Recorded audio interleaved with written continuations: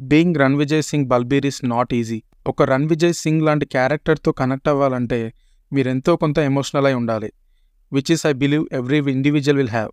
రణ్విజయ్కి నాన్న అంటే చాలా ఇష్టం. నాన్నతో చాలా టైం స్పెండ్ చేయాలనుకుంటాడు. అది జరగదు. నాన్న బర్త్డేకి చాక్లెట్స్ పంచుతాడు, టీచర్స్తో దెబ్బలు తింటాడు. నాన్నంటే పిచ్చి ప్రేమ.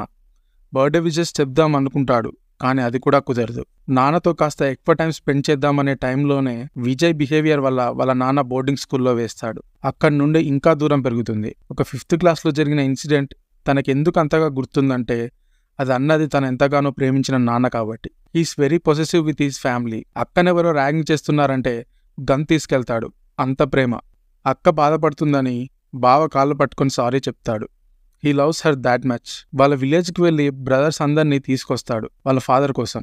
ఇక్కడ అందరూ తన అవసరం కోసం వాళ్ళని తీసుకొచ్చాడు అనుకుంటారు, కానీ కావాలనుకుంటే తను వేరే సెక్యూరిటీని అంతకంటే మించి ఖర్చు పెట్టి కూడా తీసుకొచ్చుకోవచ్చు. మూవీ ఇనిషియల్ స్టేజ్లోనే రణ్విజయ్ సింగ్ వాళ్ళ తాతతో అంటాడు, మన వాళ్ళు ఎందుకు తాత మన ఫంక్షన్స్కి వాటికి రారు అని చెప్పి. He subconsciously had that family bond in mind. వాళ్ళని సెక్యూరిటీ గార్డ్స్ అని అంటే గీతాంజలిని కూడా అలా అనకు, వాళ్ళ నా అన్న తమ్ములు వాళ్ళ ఫ్యామిలీస్ని వదిలిపెట్టచ్చి నా కోసం ఇక్కడ ఉంటున్నారని అంటాడు. వాళ్ళని ఒక ఇంటర్వెల్ గన్ ఫైట్లో తప్ప ఎక్కువగా ఎక్కడా యూజ్ చేయలేదు. వాళ్ళ నాన్న కోసం తనే ఒక్కడే ఫైట్ చేశాడు. ఆ corridor fight, machine gun fight, climax fight, he single handedly fighted for his father. నాన్న కోసం ఒక యుద్ధమే చేస్తాడు, కానీ అది ఎవ్వరూ అర్థం చేసుకోరు, ఈవెన్ వాళ్ళ నాన్న కూడా. ఒక అమ్మ మాత్రమే తనని అర్థం చేసుకుంటుంది. ఆ ఫైట్లో ఎంత డ్యామేజ్ అవుతాడంటే ఒక మనిషికి ఎన్ని కాంప్లికేషన్స్ అయితే రావచ్చో అన్ని కాంప్లికేషన్స్ వస్తాయి. Hear loss, taste loss, smell loss, bladder failure, heart damage and pipes through body.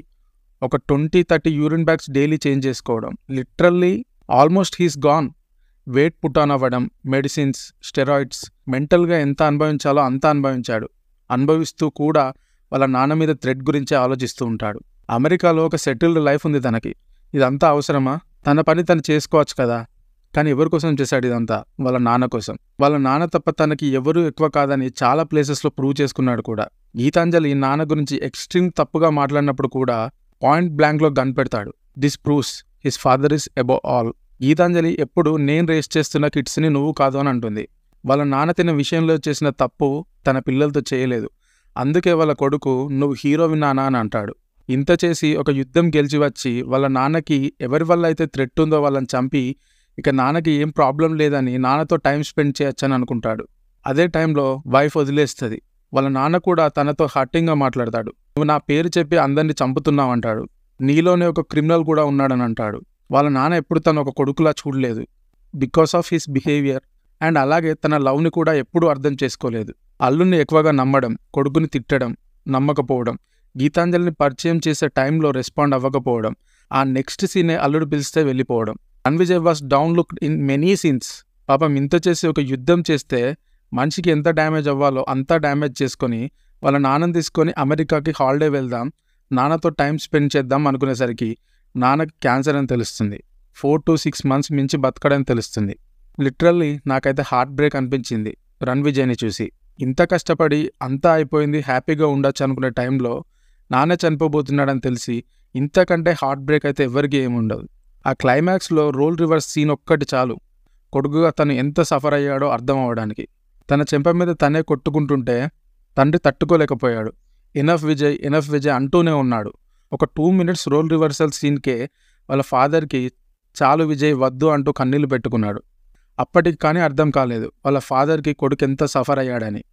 నాన్నని చంపాలి అనుకున్నవాడు చనిపోయినా కూడా నెక్స్ట్ థ్రెట్ రాబోతుంది. బాబీ డియోల్ తమ్ముడు హీరోలాగా సర్జరీ చేసుకొని వస్తున్నాడు. The more big threat is yet to come. వాళ్ళ నాన్న కోసమే ఇదంతా చేశాడు. ఇప్పుడు వాళ్ళ నాన్నే లేకుండా పోతున్నాడు. ఇప్పుడు రణ్విజయ్ ఫైట్ చేస్తాడా లేదా గివప్ చేస్తాడా? ఫైట్ చేయాలంటే మోటో ఏముంది? ఇవన్నీ చూసిన వారికి, ఫీల్ అయిన వారికి అందరికీ అనిపిస్తుంది being Ranvijay Singh Balbir is not easy.